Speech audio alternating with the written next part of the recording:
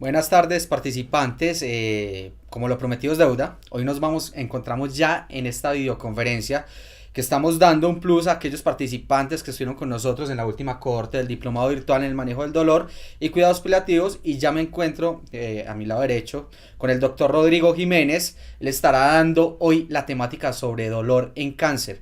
Un abordaje que va a ser para el médico general y que esperamos que ustedes aprovechen esta media hora que va a durar la intervención del doctor para despejar todas aquellas dudas con las que quedaron de este módulo del diplomado virtual que se realizó y que finalizó hace algunos días, pero como se les indicó a través de mensaje de texto y correo electrónico, íbamos a dar pues digamos esta bonificación, esta videoconferencia extra, porque para nosotros es importante pues ofrecer los diferentes recursos de la plataforma en el caso también de dolor oncológico.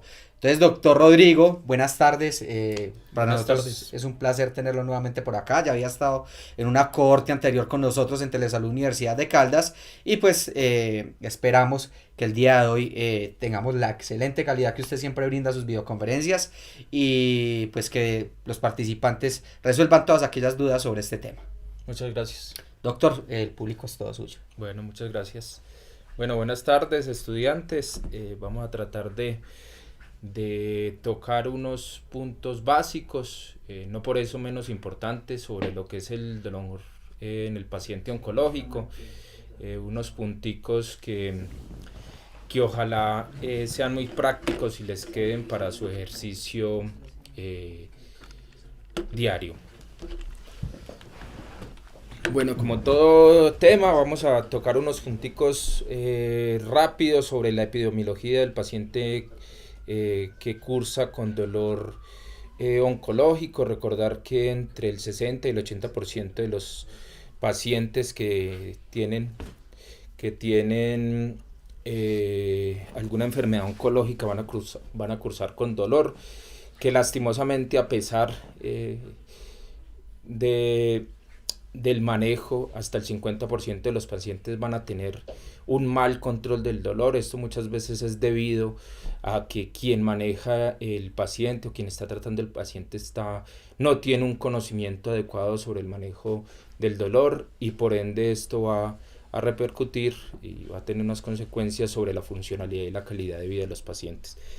Ya está plenamente establecido por múltiples estudios, tanto en dolor oncológico como en dolor no oncológico, que los pacientes que cursan con este síntoma van a tener alteraciones en su estado de ánimo, depresión, ansiedad, y que esto se vuelve un círculo vicioso. Recordemos también que hasta el 30%, incluso puede ser más, de las visitas que hacen los pacientes con una enfermedad oncológica a los servicios de urgencias va a ser por un mal manejo, por un mal control del dolor.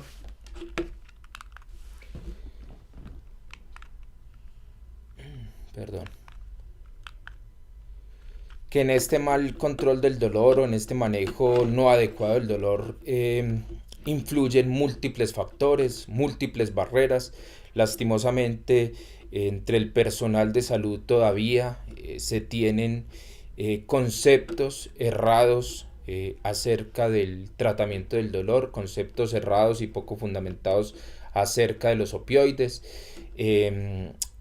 En la medida que estos conceptos y estos mitos y estos miedos sean aclarados por el personal de salud a partir de las capacitaciones y la formación, pues vamos a tener los conceptos bien claros. Esos conceptos los vamos a poder transmitir de forma clara al paciente y a sus familiares, y de este modo ir tumbando todas estas barreras que actualmente limitan y menoscaban el tratamiento del dolor en el paciente oncológico.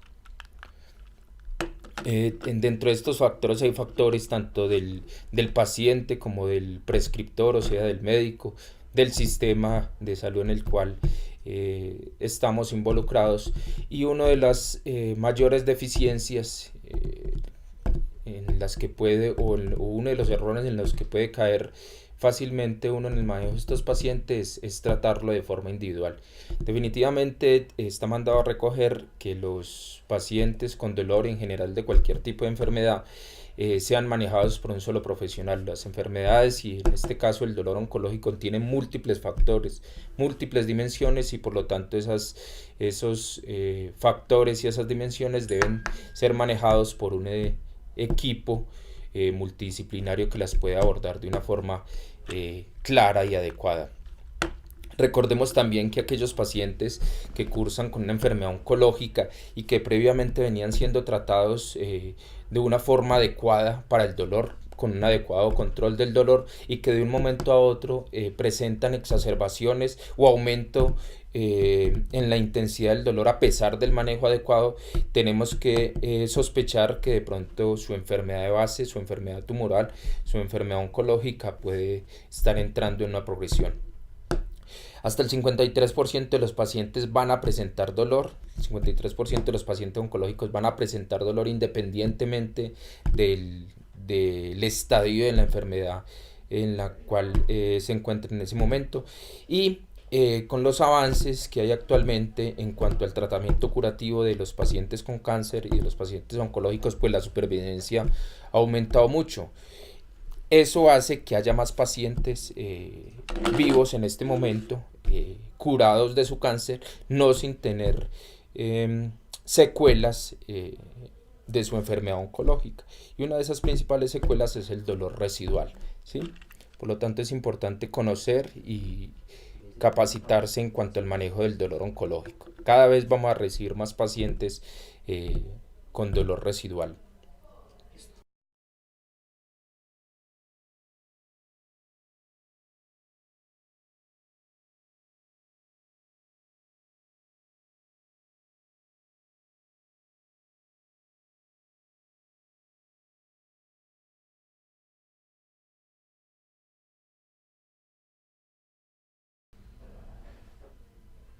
Muy bien.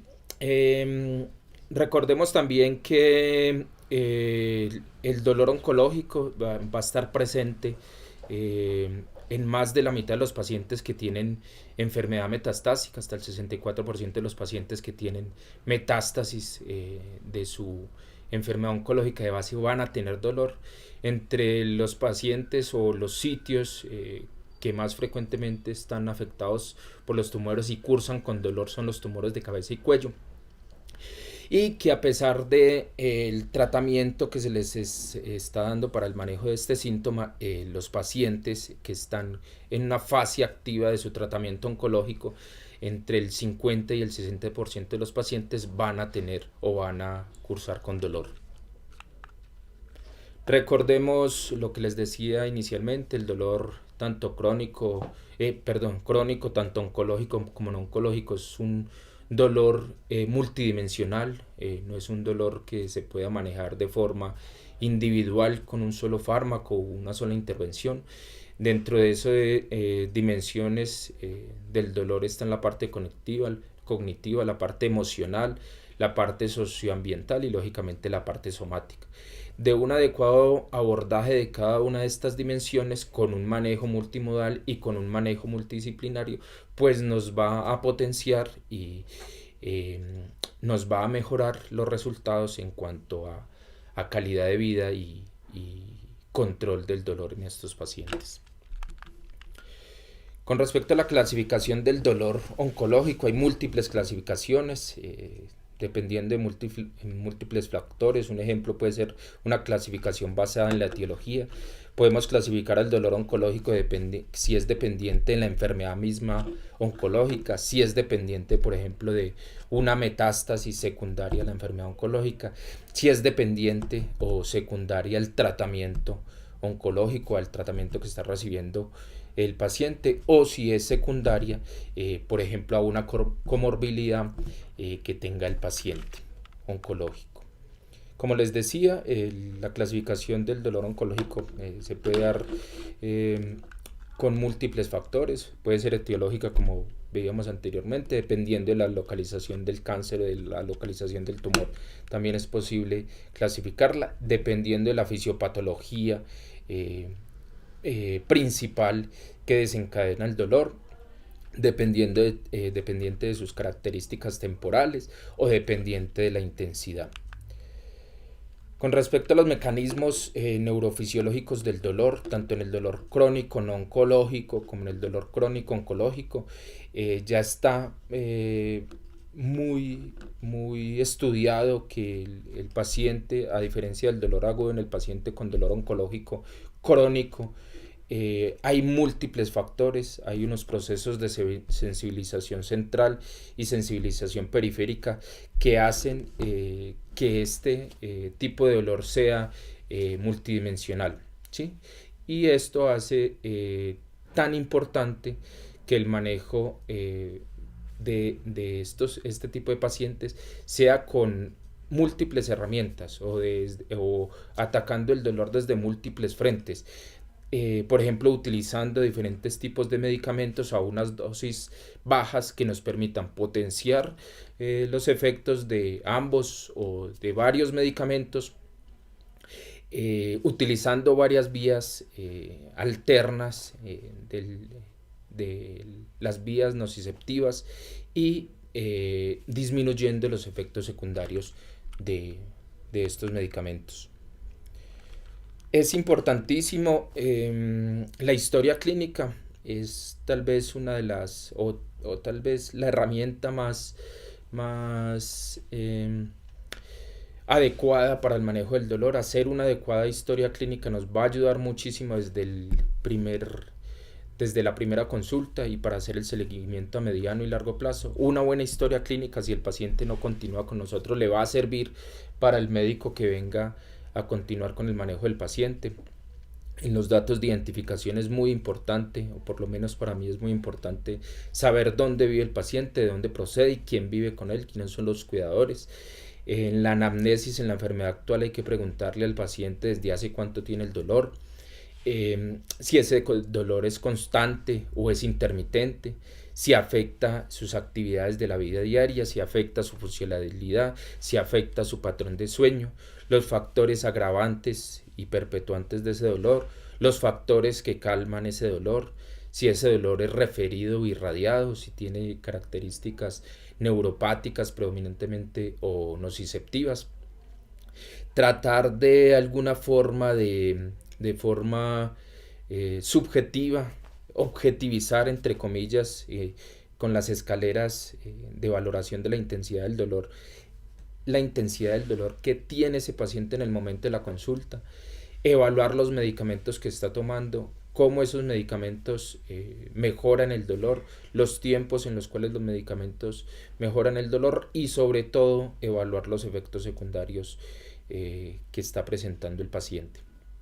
Esto, junto con el examen físico, va a redundar en un adecuado diagnóstico y en mejorar la posibilidad de pedir unos paraclínicos que nos permitan esclarecer las causas de ese dolor y por ende mejorar el tratamiento del paciente con dolor oncológico.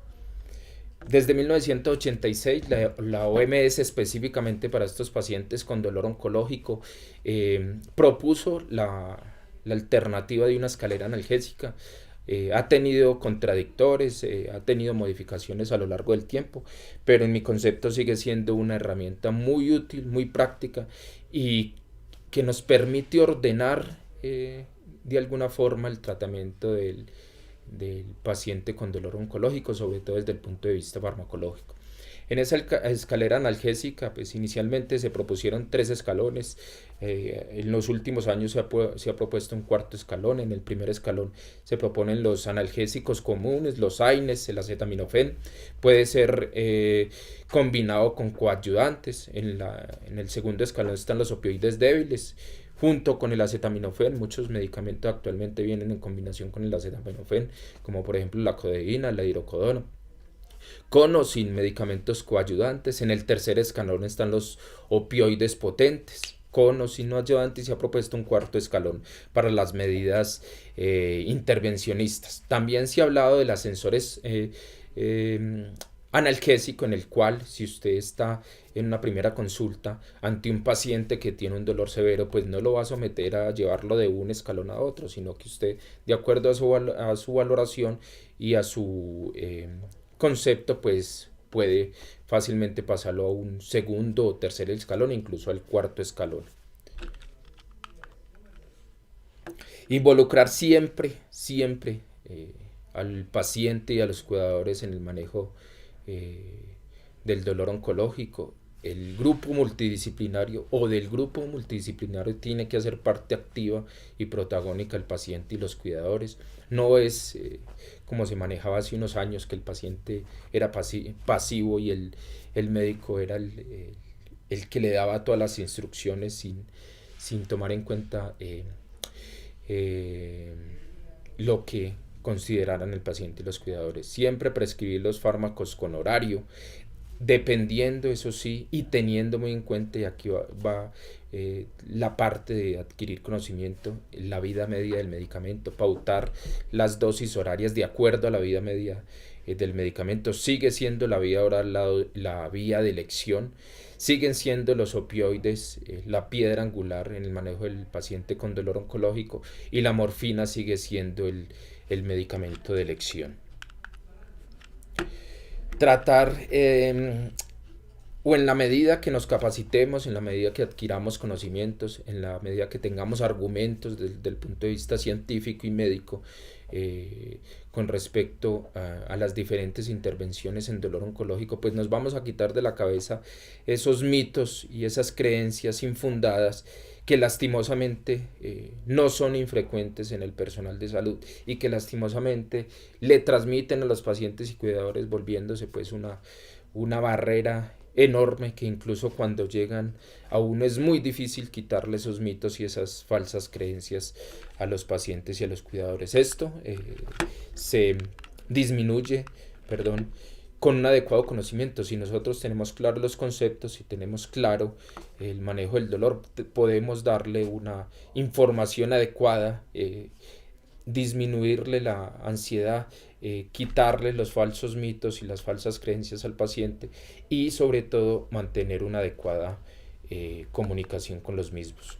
Con respecto al manejo farmacológico, como les decía, la morfina es el medicamento de elección para el manejo del dolor oncológico. La vía oral es la vía de elección para este tipo de pacientes.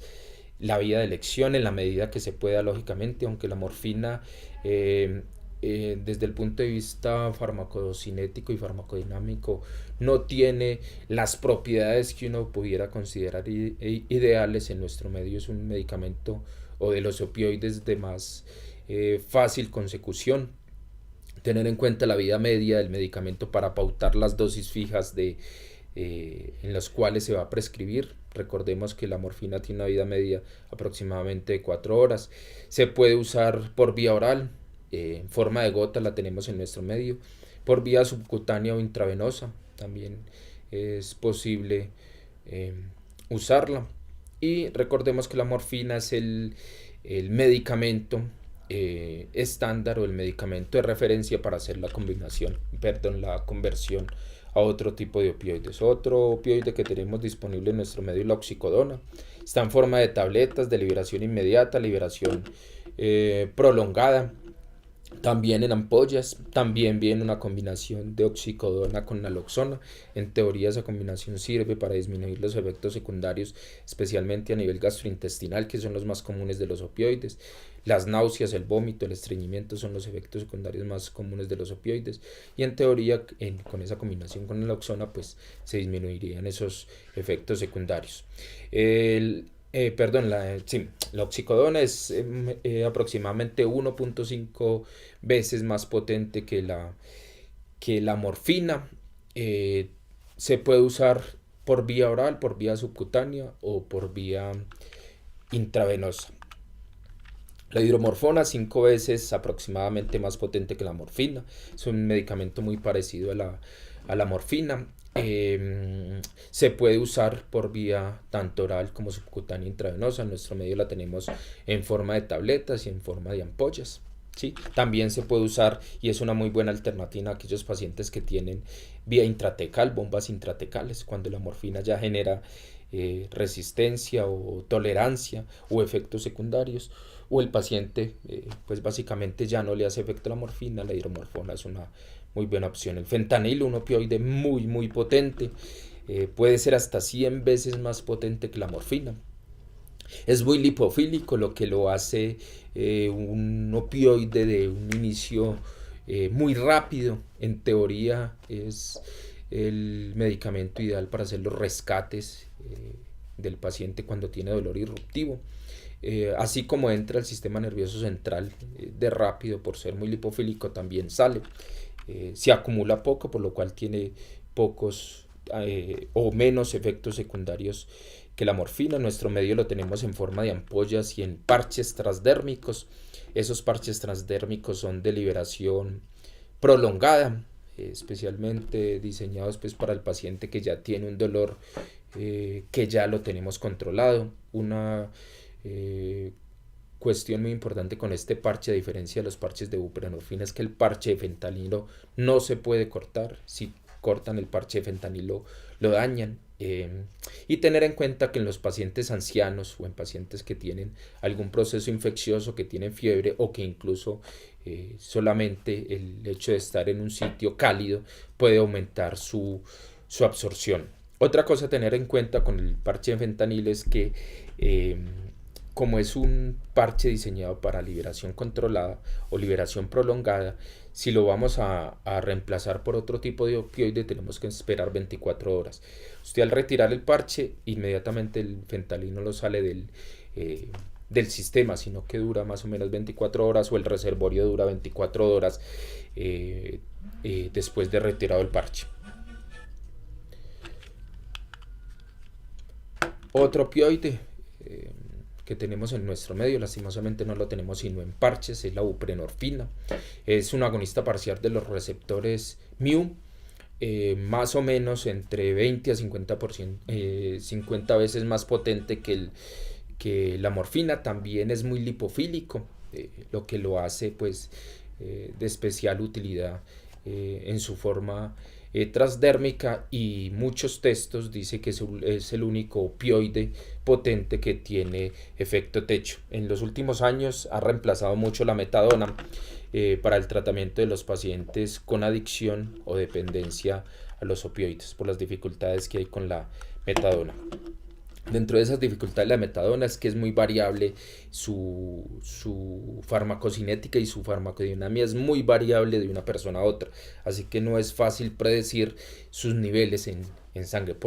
Incluso hay tablas equianalgésicas diseñadas solamente para la metadona, porque no es posible predecir de un individuo o de un paciente a otro su eliminación y su metabolismo.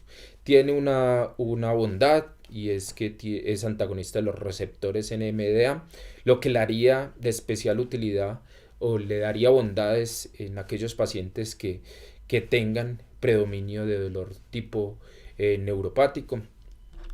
Dado su variabilidad en cuanto a su metabolismo, pues puede tener más efectos secundarios que los otros opioides. Yo particularmente recomiendo que si en algún momento se va a tener la metadona como opción, se maneje de forma intrahospitalaria y por personal que tenga conocimiento o experiencia en el manejo del mismo. El tapentadol, tal vez el opioide de más reciente ingreso al país, tiene una gran bondad, y es que además de su efecto analgésico opioide, es inhibidor de la recaptación de noradrenalina, lo que haría que con un mismo medicamento estemos atacando dos vías analgésicas. Está disponible en nuestro país en forma de tabletas de liberación inmediata y de liberación controlada. En general, o aproximadamente, es 3 veces menos potente que la morfina. No solo los opioides son alternativa en el manejo del paciente con dolor oncológico. Como les hablaba cuando les mostré la diapositiva de la escalera analgésica, hay unos medicamentos coayudantes que se pueden utilizar concomitante con los medicamentos opioides, incluso concomitante con las medidas no farmacológicas para el tratamiento de estos pacientes. Una de las herramientas más útiles en estos pacientes, sobre todo en el paciente que cursa con enfermedad metastásica o con dolor secundario a enfermedad metastásica, son los bifosfonatos. De ellos el de elección es el ácido zoledrónico a una dosis de 4 miligramos intravenosos cada mes. También muy útil en los pacientes que cursan con hipercalcemia inducida por la enfermedad tumoral. Bueno, en esta parte no me va a detener mucho. Lo importante de aquí es tener en cuenta que la enfermedad oncológica puede afectar diferentes órganos, diferentes estructuras. De ahí la importancia de que el manejo de estos pacientes sea multidisciplinario, ¿sí? Una sola persona no se las sabe todas, dependiendo del compromiso o de la localización del tumor. Vamos a tener que echar mano de las diferentes especialidades. Si el tumor está en la parte ginecológica, pues los especialistas ginecológicos. Si el tumor está localizado en la parte urogenital, los urólogos. Si el tumor está localizado en el sistema nervioso central, los neurocirujanos, los neurólogos, todos esos especialistas tendrán que hacer parte de la clínica del dolor y del manejo multidisciplinario de estos pacientes. Como les decía al principio, el dolor crónico, tanto oncológico como no oncológico, ya definitivamente está más que estudiado que no tiene un solo componente. Lo más frecuente es estar ante un paciente que tiene múltiples factores y múltiples dimensiones en ese dolor. Si nosotros catalogamos a un paciente con dolor crónico como un dolor somático puro, un dolor neuropático puro, probablemente no hicimos un ejercicio semiológico adecuado. Por lo tanto, los pacientes oncológicos, cuando llegan a la consulta, definitivamente van a ser pacientes que tengan un dolor mixto, y probablemente no van a salir de la consulta con un manejo único o unimodal desde el punto de vista farmacológico ni farmacológico. Lo más probable o lo más común, o en mi consulta lo más común, es que el paciente, además de su opioide, lleve un medicamento no opioide sumado a ese tratamiento, y lleve un tratamiento no farmacológico sumado a ese tipo de tratamiento. Dentro de las herramientas o los medicamentos coadyuvantes que tenemos para ese manejo de ese dolor mixto, de ese manejo de ese dolor crónico oncológico, pues están los anticonvulsivantes, la pregabalina, el gabapentin. Preferiblemente la pregabalina, porque es un medicamento que tiene un metabolismo menos errático que el gabapentin.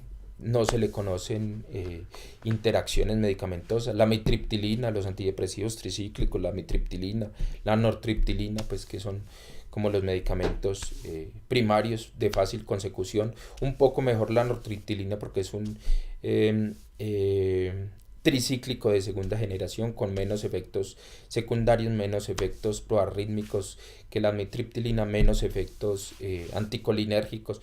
Los inhibidores duales como la duloxetina, también para aquellos pacientes que cursan con dolor mixto y de características neuropáticas. La duloxetina es el medicamento de elección en el paciente que tiene neuropatía diabética como comorbilidad. Lo que les decía, la pregabalina, el gabapentin, anticonvulsivantes, también muy útiles el paciente que tiene dolor neuropático. Los parches de lidocaína, no es infrecuente que el paciente con enfermedad oncológica, probablemente por inmunosupresión, curse con herpes zóster, sobre todo a nivel de la reja costal. Estos pacientes, después de su periodo agudo de la infección, muchos o la gran mayoría quedan con dolores neuropáticos localizados por la neuropatía herpética. El medicamento de primera elección en el paciente con dolor neuropático localizado es el parche de lidocaína.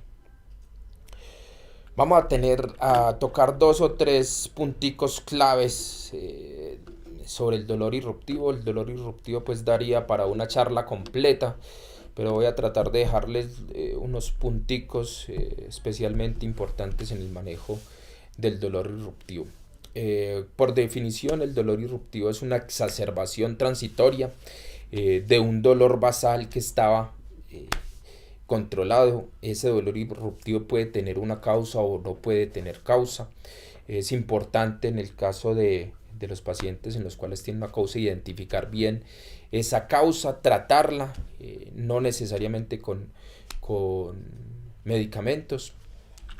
De ahí es muy importante la comunicación que tengamos tanto con el paciente como con los cuidadores, la comunicación que tengamos entre los miembros de la clínica del dolor. El personal de enfermería normalmente tiene mayor contacto con este tipo de pacientes, así que nos puede dar información sobre los periodos de exacerbación del dolor. Es muy frecuente que los pacientes que estén postrados tengan escara y cuando se les va a realizar la curación de esa escara tengan episodios de dolor irruptivo, así que probablemente haciendo unos cambios o unas mejoras en ese proceso de curación podríamos disminuir la frecuencia de esos episodios de dolor irruptivo. Dentro de las características de eso de dolor irruptivo es que inicia de una forma rápida, ¿sí? Tiene una intensidad del dolor que puede superar el dolor moderado. Casi siempre los episodios de dolor irruptivo son dolores severos. En la escala visual análoga superan el 7. Puede tener duración de algunos minutos, un periodo de duración corto o prolongarse varias horas. Tienen gran impacto en la funcionalidad, en la independencia y en la calidad de vida de los pacientes. Como les decía, es importante tener una adecuada comunicación con el personal de enfermería, el personal de trabajo social que tienen más contacto con el paciente, tener una muy buena comunicación con los cuidadores y con el paciente para identificar si hay un evento causal en esa exacerbación del dolor. Al igual que el dolor basal, pues el manejo farmacológico de estos pacientes por lo general está basado en un analgésico opioide.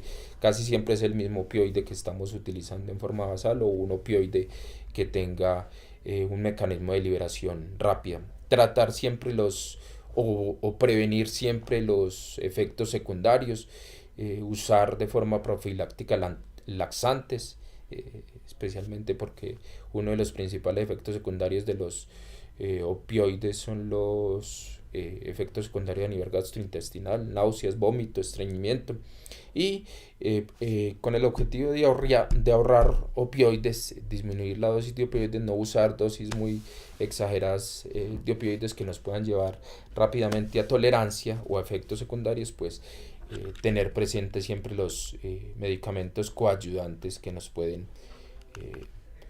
servir. Las características del fármaco que vamos a utilizar para el tratamiento del dolor irruptivo son que sea un opioide potente, que sea un opioide de muy rápido inicio de acción, es decir, que sea muy lipofílico, que llegue rápidamente a los receptores opioides a nivel del sistema nervioso central y que salga rápidamente del sistema para que no se acumulen y nos aumenten los efectos secundarios y no tenga riesgo de toxicidad. Debemos evaluar de forma individualizada a cada paciente para escoger el tratamiento más adecuado para el mismo. Nuevamente, soy muy reiterativo en las barreras que pueden presentarse en el manejo de estos pacientes. No caer en la opiofobia es un concepto que ya a estas alturas tenemos que mandar a recoger. Capacitarnos, estar leyendo continuamente va a hacer que nos quitemos esos mitos y esas falsas creencias de la cabeza y sobre todo que se las transmitamos al paciente y a sus familiares.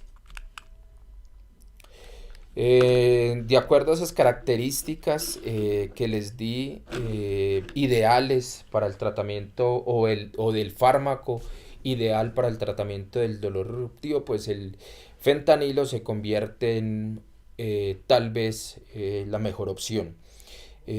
Como les decía al principio, el fentanilo es un medicamento muy lipofílico, entra muy rápido al sistema nervioso central, se pega rápidamente a los receptores opioides, hace su efecto analgésico, tiene un efecto analgésico muy potente. Recuerden que les decía que puede llegar a ser hasta 100 veces más potente que la morfina, y sale rápidamente también del sistema, evitándonos que se acumule, generando toxicidad y efectos secundarios.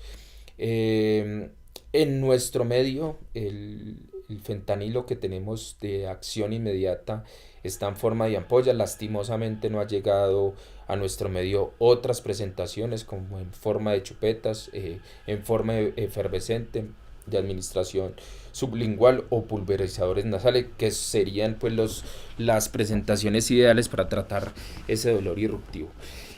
Como está en forma de ampollas, no recomiendo el uso de las ampollas de forma ambulatoria. Las ampollas deberían usarse en medios intrahospitalarios, y pues la forma transdérmica no sería útil para el manejo del dolor irruptivo, porque está diseñado como medicamento de liberación prolongada. En algún momento, probablemente en el futuro, lleguen esas presentaciones de las que les estoy hablando, del fentanilo de liberación inmediata. Entonces es importante que las tengamos en cuenta.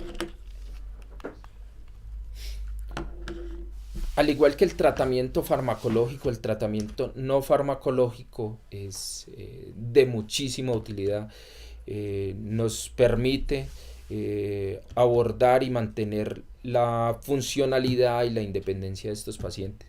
Siempre, aunque en nuestro medio no existe la cultura de eso, siempre remitir al paciente a una consulta de fisiatría, que el fisiatra nos ayude con un programa y nos dirija a un programa de rehabilitación oncológica. El objetivo de nosotros como médicos es de alguna forma devolverle al paciente, y la esperanza de ellos es como devolverle las condiciones que tenían previas a su enfermedad, esas condiciones de funcionalidad e independencia que tenían antes. La parte de rehabilitación es supremamente importante en este aspecto. En la medida de lo posible, dentro de ese grupo multidisciplinario de clínica del dolor, debe haber un radioterapeuta. El paciente se debe tener como opción la radioterapia antiálgica. Es una medida salvadora, y que muchas veces en esos pacientes que, a pesar de que les hayamos hecho o que les hayamos brindado todos los fármacos que tenemos disponible, no hay un adecuado control del dolor. La radioterapia antiálgica es una muy buena herramienta, y aunque es temporal, le da alivio y nos da alivio a quienes estamos manejando estos pacientes cuando nos empezamos a quedar sin herramientas. Dentro de esas clínicas del dolor también debe haber profesionales con especialidades quirúrgicas en los pacientes que tienen una fractura secundaria, una metástasis ósea. El neurocirujano nos puede dar una mano valiosísima, nos puede dar una opción valiosísima desde el punto de vista quirúrgico. En aquellos pacientes que tienen metástasis en extremidades con fracturas, el ortopedista nos puede dar muchas opciones que son supremamente valiosas. Desde el punto de vista analgésico a nivel central, el neurocirujano nos puede dar opciones como implantación de bombas, implantación de neuroestimuladores, bloqueos, infiltraciones que pueden ser de mucha ayuda en el paciente con dolor refractario o dolor de difícil manejo. Con respecto a esas medidas intervencionistas, pues a medida que vamos haciendo el tratamiento farmacológico, podemos ofrecerle al paciente bloqueos, infiltraciones. Ya otras medidas un poco más avanzadas, como la implantación de bombas intratecales o la implantación de neuroestimuladores, deben quedar reservadas para unos pacientes que cumplan con unas condiciones o unos criterios mínimos. Que el paciente no tenga, o la principal tal vez es que el paciente tenga una sobrevida o un pronóstico de supervivencia mayor a 3 meses, que no curse con enfermedades sépticas. Recuerden que el neuroestimulador y la bomba intratecal van a ir directamente al sistema nervioso central. Es un catéter, en el caso de las bombas intratecales, que va a ir al espacio intratecal, o sea que la posibilidad de llevar una infección en un paciente que esté séptico a nivel del sistema nervioso central es alta. Paciente que no tenga coagulopatías, ¿sí? La posibilidad de generar un hematoma a nivel central en un paciente de estos generaría unas consecuencias catastróficas, y sobre todo estas dos últimas alternativas, la neuroestimulación y las bombas intratecales, en pacientes que definitivamente no haya sido posible controlarle su dolor de otra manera. Básicamente esta diapositiva habla de lo mismo, las técnicas intervencionistas, intratecales, los bloqueos, que no necesariamente tienen que reservarse para episodios o para estadios tan finales del paciente. Lo que les estaba hablando, reservar las bombas y los neuroestimuladores para pacientes que tengan un pronóstico mayor a 3 meses, que su estado de salud sea relativamente bueno. Básicamente eso era lo que tenía para contarles. Si tienen alguna duda, alguna pregunta, estoy a su disposición.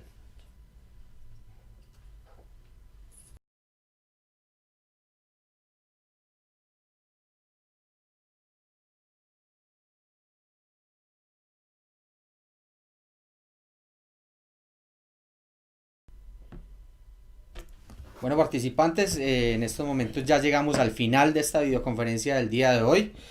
Vamos a dar un espacio para preguntas a aquellos participantes que están conectados en estos momentos en esta videoconferencia. Recordemos pues que esto se dio como un plus para aquellos participantes que estuvieron en la segunda cohorte del diplomado virtual en el manejo del dolor. Este tema había quedado pendiente, pero pues, nosotros desde Telesalud Universidad de Caldas lo prometimos y hoy lo tenemos. Hoy 20 de diciembre tenemos esta videoconferencia final.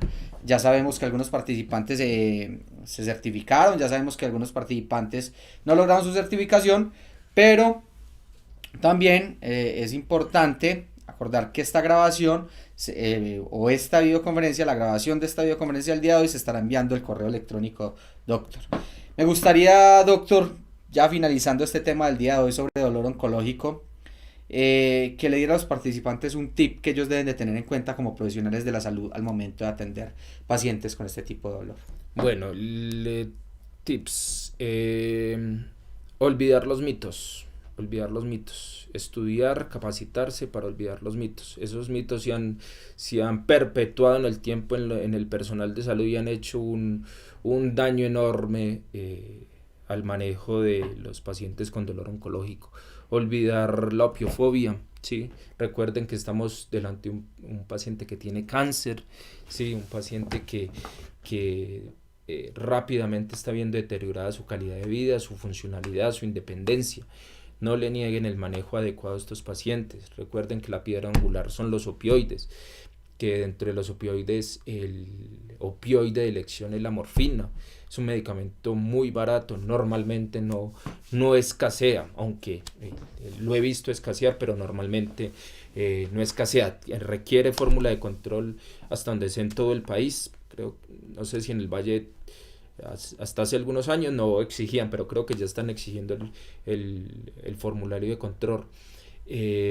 Recuerden que no somos omnipotentes, no nos las sabemos todas. Estos pacientes deben ofrecerles la oportunidad de ser valorados de forma multidisciplinaria. Ojalá esté en una clínica del dolor donde haya muchas especialidades. El personal de enfermería, el personal de trabajo social es supremamente valioso en el seguimiento de estos pacientes. Tener siempre, desde la primera consulta, el apoyo, remitir estos pacientes a los profesionales de salud mental. Como les decía, en los pacientes con dolor crónico, tanto oncológico como no oncológico, ya está más que estudiado que estos pacientes tienen alteraciones del estado de ánimo, tienen depresión, tienen ansiedad. Ese es un foco o una dimensión que debe ser manejada de forma adecuada. ¿Quiénes son los profesionales que manejan más adecuadamente esta dimensión del dolor, pues los profesionales de salud mental. ¿Sí? Tener a la mano un profesional quirúrgico, muchas veces la opción para el tratamiento del dolor o para la exacerbación del dolor o para la complicación de su enfermedad oncológica es un manejo quirúrgico. Siempre, siempre, siempre le recalco, remitir a estos pacientes donde el fisiatra que haga que le pueda dar la opción al paciente de una rehabilitación oncológica. La rehabilitación va a permitir que el paciente mantenga la mayor capacidad funcional, la mayor independencia y por ende una mayor calidad de vida de estos pacientes. Muchas gracias, doctor. Creo que con esos 2 tips que nos dio finales, soluciona dudas que hayan tenido de pronto los participantes en cuanto a este módulo del diplomado virtual. Quiero agradecerle por su presencia el día de hoy. Ya hemos tenido el honor de estar en otra cohorte. Esta es la segunda cohorte que hacemos del diplomado virtual en el manejo del dolor y esperamos que el próximo año pues tengamos otras cohortes. Seguimos capacitando profesionales en la salud, seguimos ayudando a salvar vidas a través de las tecnologías de Telesalud Universidad de Caldas. Es nuestra última videoconferencia del año de todos los cursos que tenemos. Este ha sido un gran año para Telesalud, pues yo creo que si revisamos el año anterior, pues estoy diciendo lo mismo, que ha sido un gran año, pero de eso se trata, de mejorar cada año. Este año ya tenemos la forma de hacer videoconferencia a través de audio y video, que hemos avanzado.